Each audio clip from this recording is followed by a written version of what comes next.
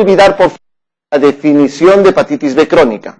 Presencia de antígeno de superficie más allá de los 6 meses. Esa es la definición.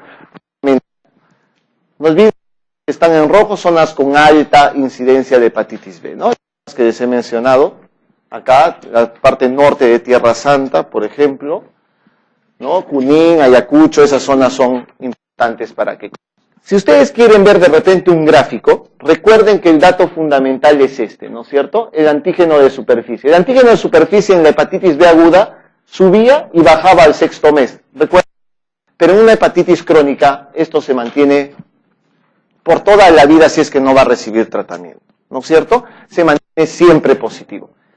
El IgM, inicialmente, el IgM siempre va a estar presente. En una hepatitis crónica B, el IgM igual va a desaparecer. El único que se mantiene por siempre es el antígeno de superficie. A partir del 6º mes, lo que prima siempre es la inmunoglobulina G. Entonces, diagnóstico de hepatitis B crónica es antígeno de superficie positivo más allá de 6 meses, con un IgG presente, y el antígeno E si es variable, les he dicho. El antígeno E que indica replicación puede estar presente, como no puede estar presente porque ya estamos hablando de una infección crónica, ¿no es cierto? Ya saben, la infección crónica, ya se los he repetido, mucho más frecuente en neonatos, 90%, en adultos. Los criterios diagnósticos son estos: olvidar antígeno de superficie más allá de los 6 meses. Si le hacen una carga viral, porque se puede hacer una carga viral, ya se dosa la cantidad de virus, tanto para hepatitis B como hepatitis C, más de 20.000 unidades formadoras de colonias, ¿no? Usualmente suelen ser el diagnóstico de hepatitis B, ¿no? Y biopsia hepática. Doctores, como van a ver de ahora en adelante, en todas las patologías, casi todas las patologías no requieren biopsia hepática para diagnóstico. ¿De acuerdo? Estoy avisando desde ya. Casi todas las patologías que les voy a mencionar hoy día, o todas las patologías hepáticas, no requieren biopsia hepática. La mayoría de biopsias hepáticas solo se utiliza para cuando hay una duda diagnóstica, y la mayoría ya suelen ser o clínicos o laboratoriales. Entonces, la biopsia hepática no es un criterio fundamental para el diagnóstico de hepatitis B crónica.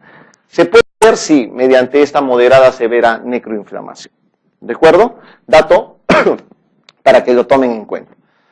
¿Quiénes se debe hacer screening? Ya saben, personal de salud, ¿no? Los HSH. ¿Qué es HSH, Eric?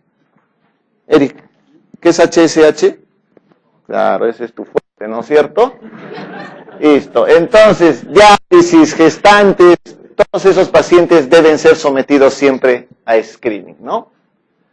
Las madres que tienen antígeno E positivo, que tienen hepatitis B, a los bebés obviamente tienen que ser vacunados, y tienen que ser vacunados ya con inmunoglobulina en este caso, ya esto ya es necesario. Parejas sexuales de los infectados. Si tu pareja tiene hepatitis B, hazte vacunar de todas maneras. Tienes que hacerte vacunar porque si no, la atención. Trabajadores de salud y pacientes en diálisis. ¿Cuáles son los objetivos del tratamiento de un paciente que tiene hepatitis B crónica? ¿Se va a curar? Realmente es difícil a veces que se llegue a curar. La idea es obviamente que este paciente llegue a eso. Evita que tenga cirrosis, evita que tenga un hepatocarcinoma. ¿Puede llegar a la curación? Sí puede llegar a la curación una hepatitis B.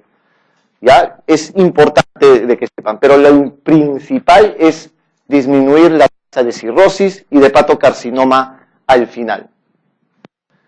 Estos son los fármacos que se utilizan, doctores, ¿de acuerdo? Se pueden utilizar los interferones, el alfa-2b y el interferón pegidado. El interferón pegidado es mucho mejor que el alfa-2b actualmente, ¿de acuerdo? Y existe todo este tipo de análogos nucleósidos. Lamivudina, telvidudina, defovir, tenofovir, etcétera, etcétera. Doctor, ¿cuál es el tratamiento de elección de los análogos nucleósidos para hepatitis B? De elección.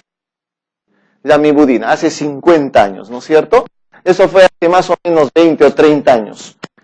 Actualmente la lamivudina ya no se utiliza. ¿Por qué? Porque la lamivudina tiene 70% de resistencia a los 5 años de tratamiento con pacientes que tienen hepatitis B. Entonces, la lamivudina ya no es. Si ustedes leen sus barreras nada más de la edición anterior o una edición anterior, todavía creo que dice que hay lamivudina como tratamiento de elección. Ya no es lamivudina el tratamiento de elección. Actualmente los tratamientos de elección tenofovir y entecavir. ¿De acuerdo? Son tenofovir y entecavir. Esos son los dos que se utilizan para el tratamiento de hepatitis B. ¿Los pueden utilizar? Sí se pueden utilizar, doctores. En el caso de que haya problemas, alergias, en el caso de que haya resistencia de repente a uno de ellos, se puede combinar tratamientos. Y como les he dicho, ahora no es menester en esta clase, ni mucho menos de discutir eso, porque son esquemas enormes, grandes, son fajos de hojas de solamente tipos de esquema de tratamiento. Acá lo que deben de saber es eso. Medicamentos de elección, tenofovir o entecavir, y el interferón pegidado. Saludos, doctora. Entonces, ustedes pueden, de repente me preguntarán, ¿qué es mejor, un interferón o un análogo nucleósido? Esa también es elección vuestra, no hay diferencias entre los dos.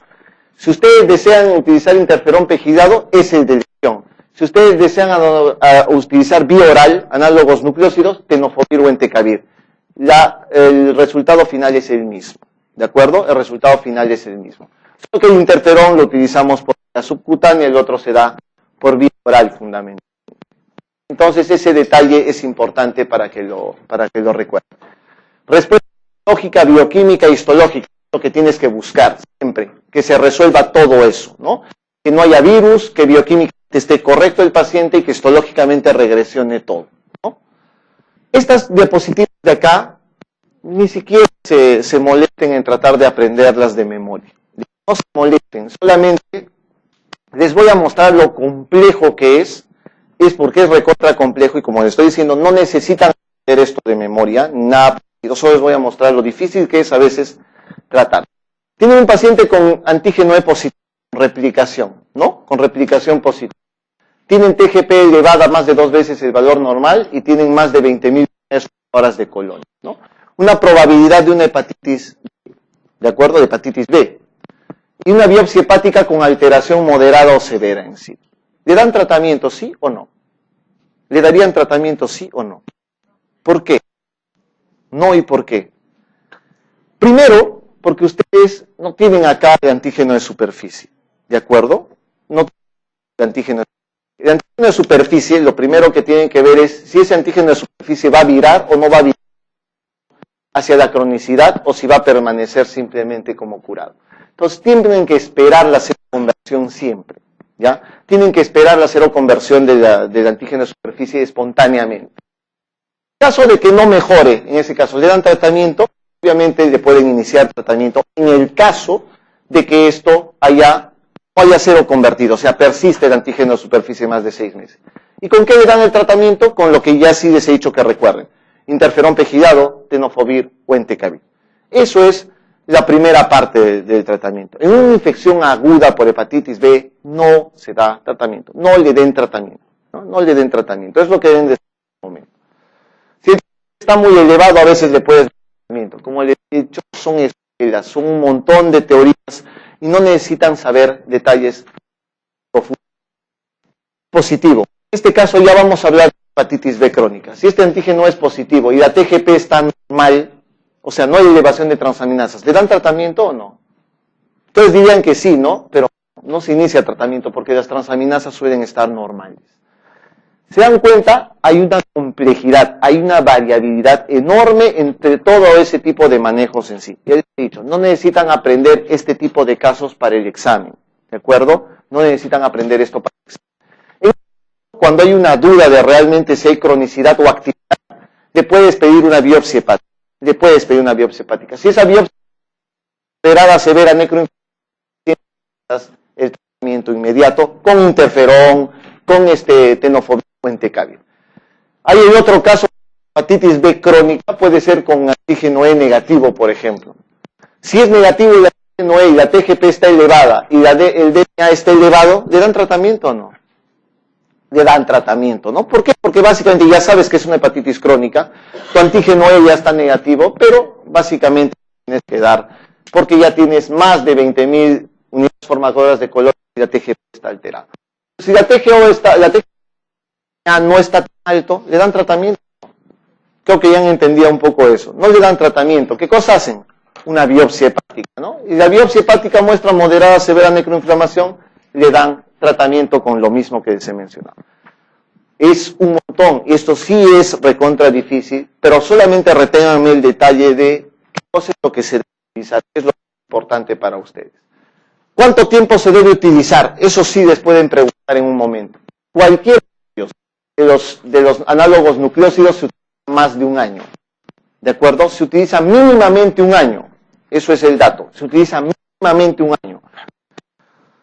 ¿Hasta cuándo debo tratar a un paciente con hepatitis B? Hasta que su antígeno de superficie vuelva a reconvertirse. En vez de que aparezca el antígeno de superficie, aparecerá el anticuerpo contra el antígeno de superficie. O sea, tiene que desaparecer el antígeno de superficie para decir que el paciente está curándose de hepatitis B.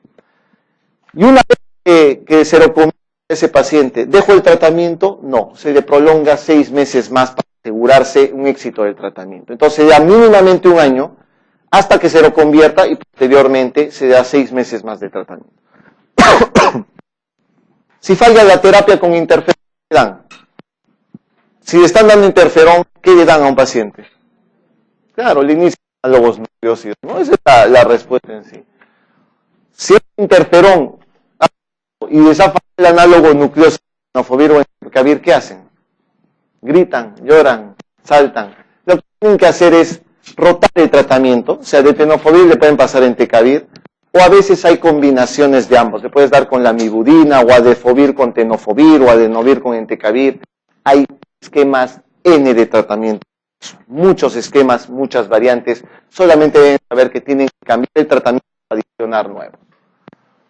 Este es el dato que quería que recuerden, por favor. La mibudina, 20% te hacen resistencia al año y 70% a los 5 años. Por eso que ya no es actualmente el medicamento de elección. Ya no es el de elección.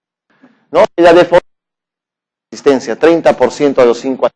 Entecavir y tenofovir no tienen resistencia, es menor al 1%. En pacientes cirróticos, sí, por favor, no le den nunca se receta interferón, porque produce mayor problema psiquiátrico, produce mayor riesgo de infecciones. Entonces, en pacientes cirróticos con hepatitis B crónica se utiliza tenofovir, ¿ya? Nunca se utiliza interferón. Hasta que el tratamiento, ya saben, hasta que se lo convierta o hasta que la carga viral esté indetectable, ¿no? Y se puede continuar más allá de 6 meses de tratamiento. Esos son los de tratamiento para hepatitis B. Si el antígeno es negativo, lograr el clearance, o sea, simplemente hasta que se lo convierta nada más. Eso es hepatitis B. Es un tema muy complejo, es un tema bastante difícil. Espero que recuerden solamente los detalles que se mencionaron en un momento. ¿De acuerdo? Hepatitis C crónica también hay cosas muy puntuales, es mucho más corto que el otro y es mucho menos difícil. Para empezar, solamente 1 a 2% tienen infección normalmente por hepatitis C y ya saben por el producto de qué, producto de la hemodiálisis que ha habido previamente. Ya por el producto de hemodiálisis, transfusiones, tatuajes, ¿no? Los que tienen una planta ahí por encima de las 4 letras así enorme, tengan cuidado que tengan hepatitis C. Quimioterapias, ¿no? Radioterapia, hemodiálisis en sí. ¿Cuáles son los mayores riesgos en nuestro medio? Siempre han sido el hemodiálisis y los hemofílicos. Son los que tienen mayores riesgos acá. Los de menor riesgo, obviamente, exposiciones ocupacionales. Las exposiciones ocupacionales no son muy frecuentes, son más frecuentes para hepatitis B. Son más frecuentes para hepatitis B. El dato a recordar para hepatitis C crónica es eso. Toda hepatitis C, el 85% cronifica. Ya es la infección viral que más cronifica. De ese porcentaje, después de 20 años más o menos, el 20% te hacen cirrosis y de ahí un porcentaje menor después de unos años te hará hepatocarcinoma. Ese es el clase final que puede haber en los pacientes del total de infectados en general. Sí, del total de infectados. Igual que acá el hepatocarcinoma, 4% del total de infectados. El diagnóstico de hepatitis C se hace tranquilamente con lo que ya les he mencionado en un momento. IgM, IgG. Eso es todo lo que deben hacer para el diagnóstico de esto. Pero obviamente se encuentran muchas actualmente, ¿no? Personas que van a sus trabajos, se les pide pruebas de sangre y aparecen con su antígeno IgM positivo para hepatitis C, por ejemplo. Entonces son hallazgos muchas veces casuales. Ahora se puede hacer esto, ¿no? el dosaje principal de la carga viral, el RNA. Recuerden que el de hepatitis B es DNA. Recuerden que el de hepatitis C es un virus RNA, ¿ya? Igual que el de hepatitis A, que es un RNA. ¿Sí? Son RNA la mayoría, el único que es DNA es el de hepatitis B, ¿ya? ¿Es necesario biopsiar a todos los pacientes? La respuesta es no. Y esta es la explicación. Uno, que es invasivo, que hay errores de muestras. Miren, por ejemplo, este paciente que tiene una fibrosis. Si yo le tomo la biopsia de acá, de este cuadro, miren la cantidad de fibrosis que hay. Casi el 65%. Pero si le tomo 1 milímetro más abajo, la cantidad de fibrosis es solamente del 15%. Eso no sirve. Por eso no sirve tomar biopsias, porque esa variabilidad entre milímetro y milímetro, porque estoy hablando de milímetros acá o de muy pequeñitos, es muy, muy variable, ¿no? Estos son los grados de fibrosis. El estadio 4 es el estadio de regeneración, que es conocido como cirrosis, ¿no? Estos son los grados de fibrosis que pueden encontrar, por si acaso quieran tenerlo en sí. Estos son los datos de cómo nódulos de regeneración. Con nódulos de regeneración. Ok. Esto de acá, por favor, arranquen las hojas de su CTO. Ya no sirve nada de lo que hay en el CTO en la parte del tratamiento. ¿De acuerdo? Porque el tratamiento ha cambiado. Hay cosas que ustedes deben saber. En hepatitis B, el tratamiento es monoterapia, o interferón, o tenofovir, o entecavir de arranque. Entonces se llama monoterapia. Hasta hace unos meses, la hepatitis C era un tratamiento doble, ¿no es cierto? O sea, era un tratamiento con dos cosas, que era ribavirina e interferón, ¿no es cierto? Interferón. Ese era el tratamiento que se da, era un tratamiento doble. Actualmente el tratamiento es un tratamiento triple. Se utiliza o telaprevir. Cualquiera de los dos. Omoceprevir o telaprevir. ¿De acuerdo? Ese es el nuevo esquema de tratamiento, por favor, para hepatitis C. Censado ya en las guías. Si alguien quiere sus guías, me avisa, le mando su paquete de guías. No hay problema también. Avisen eso si quieren todo esto. El dato concreto es ese, que ahora es un tratamiento triple.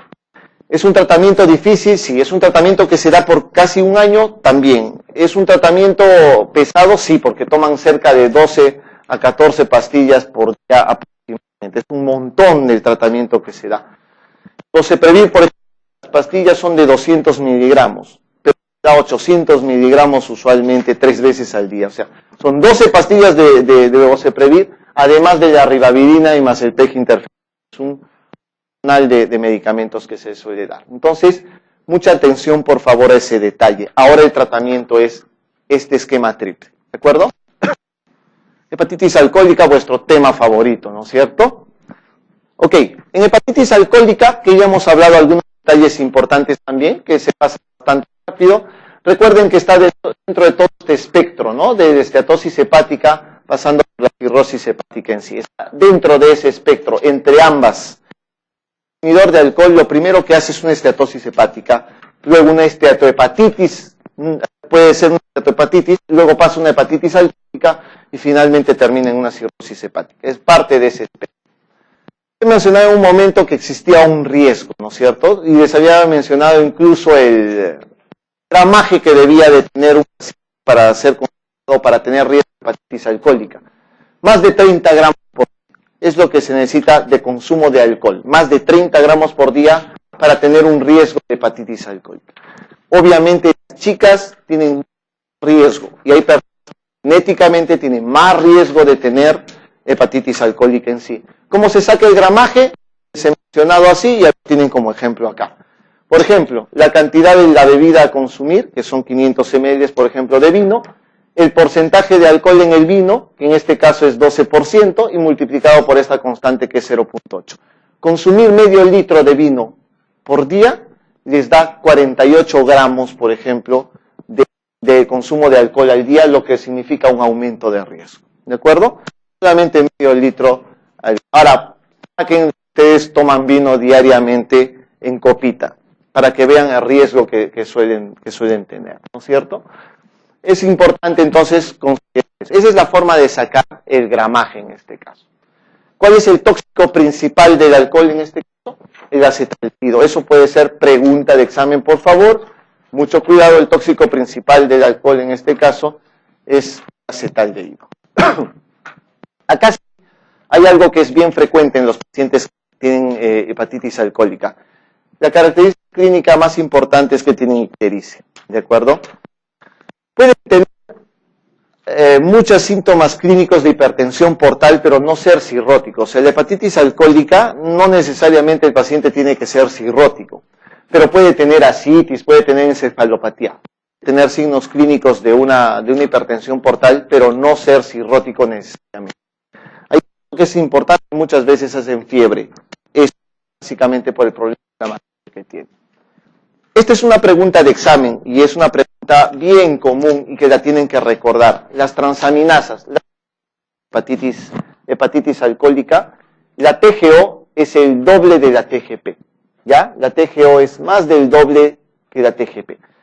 Si tienen un paciente con ictericia, consumo de alcohol más de 40 gramos por día, que ha estado haciendo fiebre y en el examen de laboratorio le encuentran TGO en 2, TGP en 80, el diagnóstico probablemente sea de una hepatitis alcohólica. ¿De acuerdo?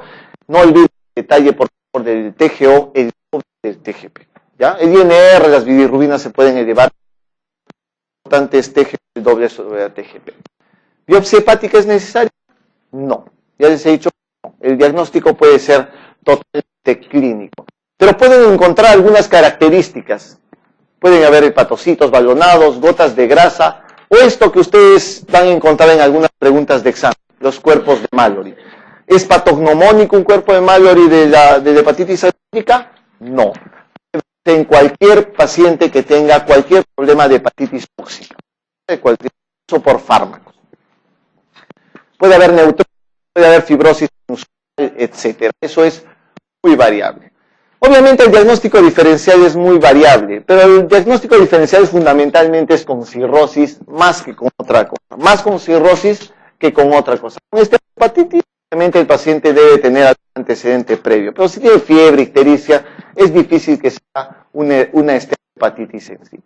Las hepatitis virales se llevar a confusión, porque tienen a veces ictericia, ¿no? A veces pueden tener encefalopatía y tienen que tener cuidado si este paciente está yendo a fase hepática. Estos son los diagnósticos más diagnóstico diferencial de una hepatitis alcohólica, ¿no?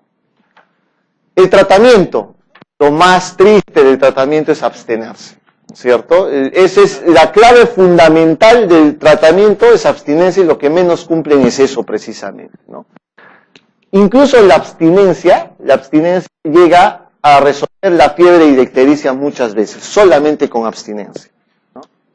Que no estén sacando su chata de arrón de paso, así, con mucho cuidado. Siempre los pacientes tienen ese problema, no tienen mucha fuerza de voluntad. Se puede usar toxifilina, que es un tratamiento que se puede usar para hepatitis alcohólica. Ojo a este detalle, entonces, pentoxifilina, recuerden ese fármaco. La abstinencia, doctores, se han utilizado algunos fármacos que pueden inducir abstinencia. Es decir, si ustedes están viendo que están tan preocupados por el examen, están tomando demasiado, ¿no? Toman 2, 3 veces por semana de decepción. Una chica dice, ay, mi novio me ha dejado, vamos a tomar mojitos. Vamos a tomar mojitos. Mojito lunes, miércoles, viernes. Una cosa que se ha probado, por ejemplo, que puede inducir abstinencia es naltrexona o acamprosate. Son los fármacos que han probado mejorar muchas veces la probabilidad de recaída en pacientes que tienen abstinencia.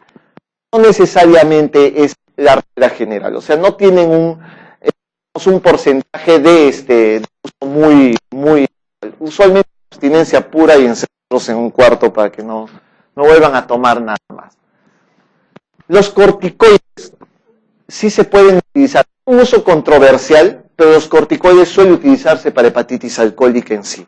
¿Y cuál es el corticoide que se usa? La prednisolona, 40 miligramos aproximadamente por un mes, ¿de acuerdo? Eso es lo que se utiliza. Se puede utilizar prednisolona. En nuestro medio utilizamos prednisolona para el tratamiento de hepatitis alcohólica, ¿no? Aunque el uso es porque tiene duda de si va a ser sobreinfección el paciente, si lo va a inmunodeprimir, etcétera, etcétera. Pero tiene buen beneficio ahí. Lo mismo pasa pentoxifilina, ¿no? La pentoxifilina se usa esta dosis, ¿no? 400 miligramos 3 veces al día. Dosis total, 1200 miligramos por día. No tiene estudios confirmatorios de su uso, pero ha demostrado muy buen efecto sobre la hepatitis alcohólica. Entonces, sí se utiliza corticoides y se utiliza pentoxifilina para el tratamiento actual de la hepatitis alcohólica. Pero la clave fundamental es abstinencia, ¿ya? Se utiliza terapia contra factores como infliximab, no, doctores, no usen nunca un infliximab en un paciente con hepatitis alcohólica, obviamente incrementan el riesgo de infección y muerte. Esto les pongo porque hay una pregunta en un examen que dice, ¿cuál de los siguientes fármacos puede utilizar? ¿O cuál medida? ¿No? Abstinencia, corticoides, les ponen prednisona, prednisolona, les ponen pentoxifilina y les ponen infliximab. ¿No? Tendrían que marcar que es infliximab porque produce más riesgo de muerte. Soporte nutricional es importante. Todo paciente que tenga hepatitis alcohólica debe tener un soporte nutricional de todas las calorías que ustedes ven ahí. Usualmente la dosis normoproteica fundamentalmente, ¿no?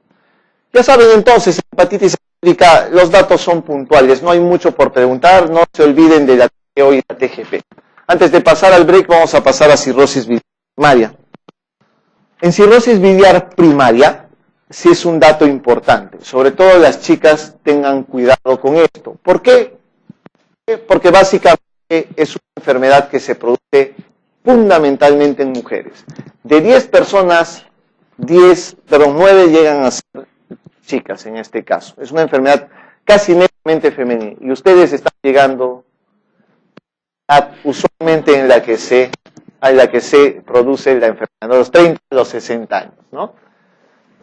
El dato fundamental de de definición de una cirrosis biliar primaria es esta destrucción de los conductos biliares, ¿ya? Es una destrucción de los conductos biliares. Por consiguiente, será una colestasis intrahepática.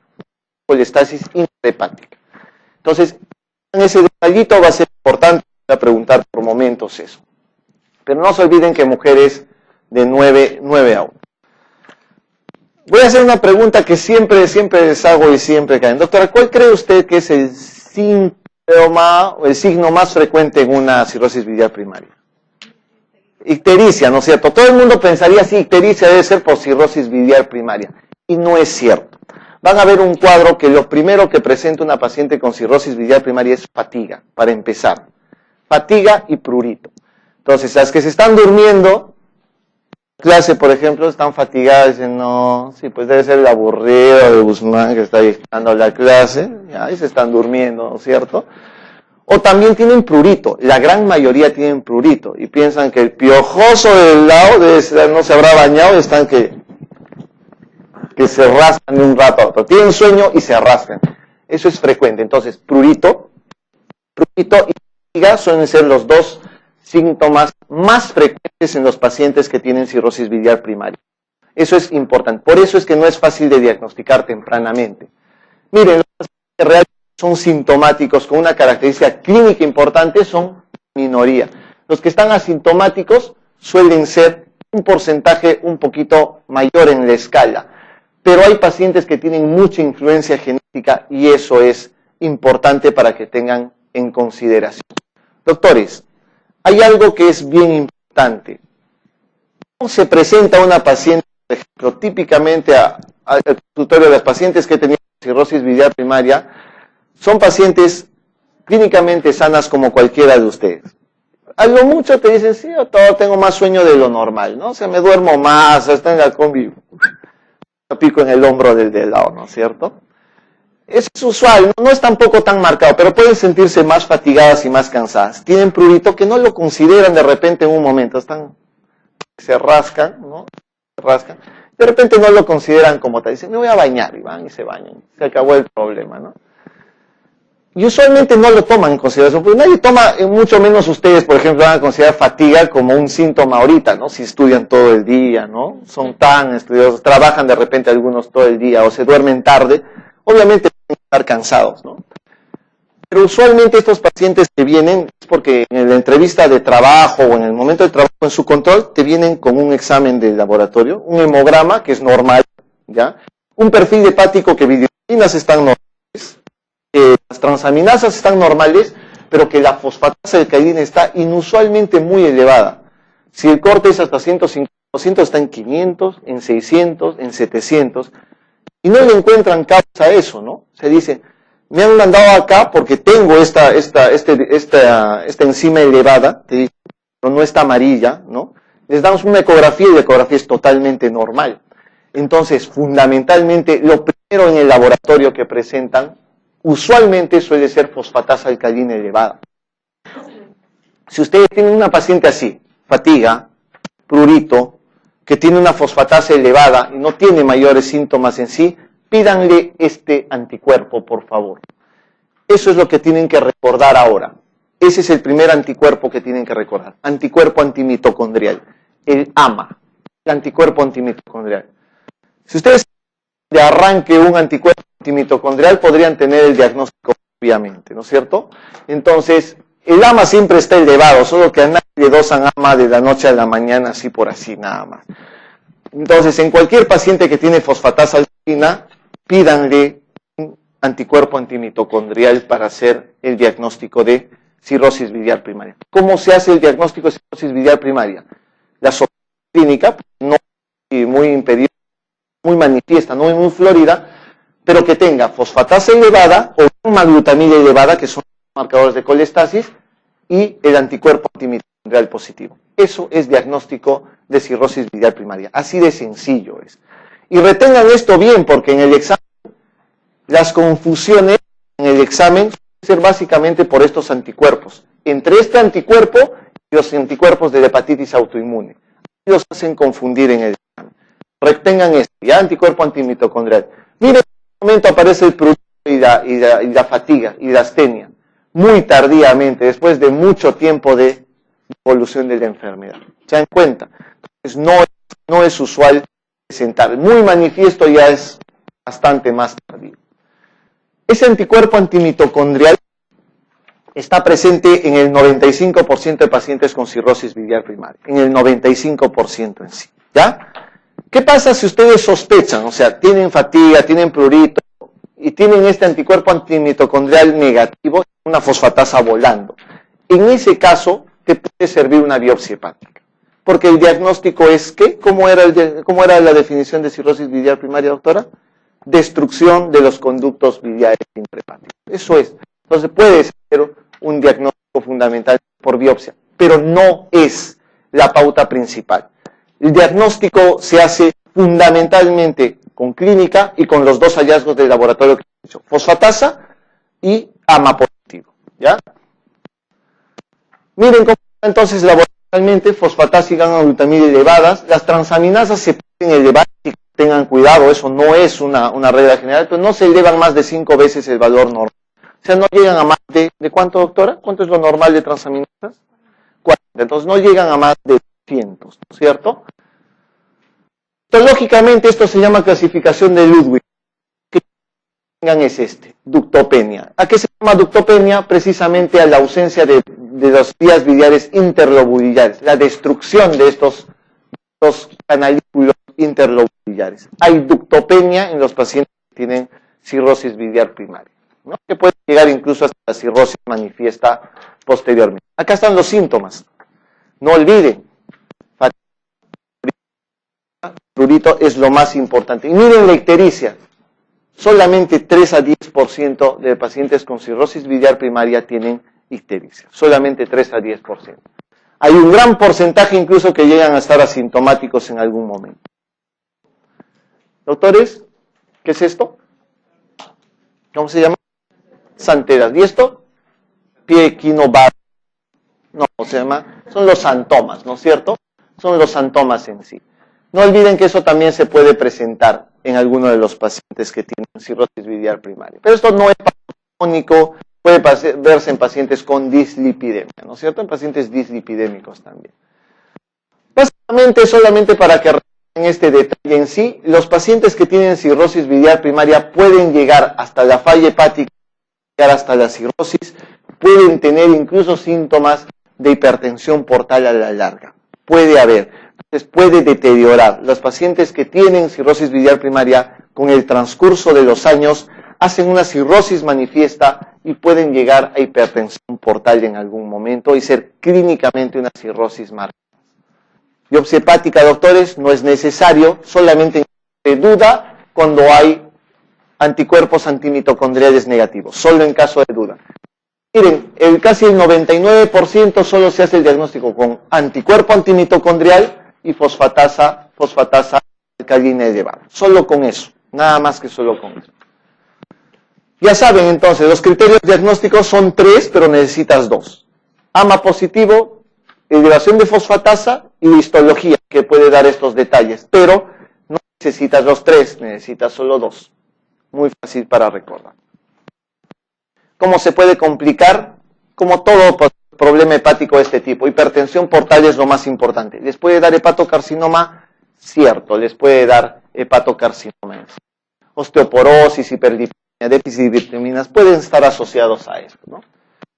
¿Cómo haces un seguimiento de una cirrosis biliar primaria? Como es una paciente usualmente normal, ¿no? Es una paciente que está clínicamente sana, eso tienes que verlo obviamente a largo plazo. Tranquilizar, hablar con la paciente, decirle necesariamente que tiene que controlarse cada cierto tiempo. ¿Y qué se le pide? Pruebas hepáticas. Hay que pedirle secuencialmente cada 3 a 6 meses el perfil hepático en sí.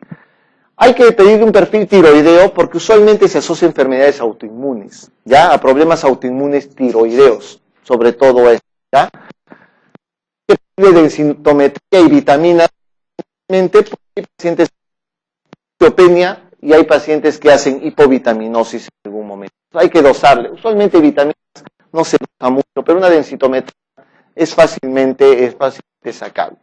¿Por qué le pedirías una endoscopía? ¿Para qué, doctor? Perdón. ¿Para qué se le pide una endoscopía a una cirrosis biliar primaria? Exacto, hipertensión portal que se manifiesta ahí como varices esofágicas, ¿no? Como varices esofágicas. Y una ecografía y un alfafeto, básicamente de ecografía para descartar a largo plazo que pueda haber un hepatocarcinoma. Doctores, en el tratamiento, a recordar el fármaco de elección. El fármaco de elección es este, ácido urso desoxicólico. Eso es lo que se utiliza para el tratamiento de cirrosis biliar primaria, ¿de acuerdo? El tratamiento es el ácido urso desoxicólico, la dosis también deben de recordar, perdón, de 13 a 15 miligramos por kilogramo por día, ¿ya? 13 a 15 miligramos por kilogramo por día. Esto deben de recordar, esto es pregunta de examen, porque no utilizas en nada como elección, ¿no? El ácido urso desoxicólico es el tratamiento de elección de cirrosis biliar primaria. ¿Cómo manejas la fatiga? Yo sí nomás despertándola y nada más. Pueden utilizar algunos fármacos. Hay pacientes, lugares donde se ha utilizado algunos fármacos para evitar que el paciente no esté fatigado. Se utiliza, por ejemplo, mostrado que tenía mejora de fatiga y de la somnolencia. Sin embargo, ninguno está utilizado como terapia recomendada actualmente. No utilicen modafinil si quieren ustedes estar despiertos todo el día. No es para eso. Red Bull, doctores, Red Bull. O Coca-Cola con café.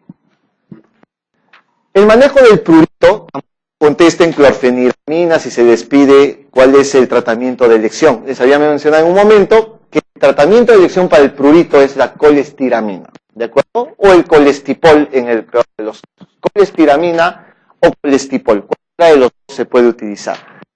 Estas terapias alternativas están consensadas en la guía de manejo de cirrosis biliar primaria. Se ha visto que la rifampicina, este fármaco antituberculoso que utilizan, la naltrexona o la sertralina, han mejorado muchas veces el prurito en pacientes por mejora del metabolismo hepático en sí. Más que todo por inducción enzimática, disminuir en este caso la acumulación de sales biliares. Se puede utilizar ya esta dosis. ¿Pero cuál es el tratamiento de elección? Es la colestiramina. Eso es importante de que hay pacientes muchas veces los problemas autoinmunes hacen lo que llaman síndrome Zika, ¿no? Están con los ojos secos o están con la boca seca. Y para eso solamente suplementos nada más, suplementos de lágrimas artificiales o de saliva. Se ha utilizado pilocarpina, es una alternativa, pero no tiene mucho grado de evidencia en sí. Para osteopenia y osteoporosis, ustedes ya conocen por tratamiento, darle calcio, darle vitamina B o dendronato. Eso es lo que se utiliza como suplemento. se puede manejar la lipidemia, ¿no es cierto? ¿Cuál es el mecanismo de acción de las estatinas, doctora? ¿Cuál es el mecanismo de acción, doctora? Tú sí sabes. Acetil-CoA. Estás por ahí, pero te falta como 30 palabras antes de eso. Inhibe lo que es la 3,3 hidroximetilglutarilcoenzima A. Hasta ahí, por ahí es llegado. La 3,3 dihidroximetilglutarilcoenzima A, reductasa, no se olviden, reductasa, es la que, el mecanismo de acción. ¿Por qué es importante esto? Porque es pregunta de examen, ¿ya? Es importante que recuerden que esa enzima es la que produce ¿qué?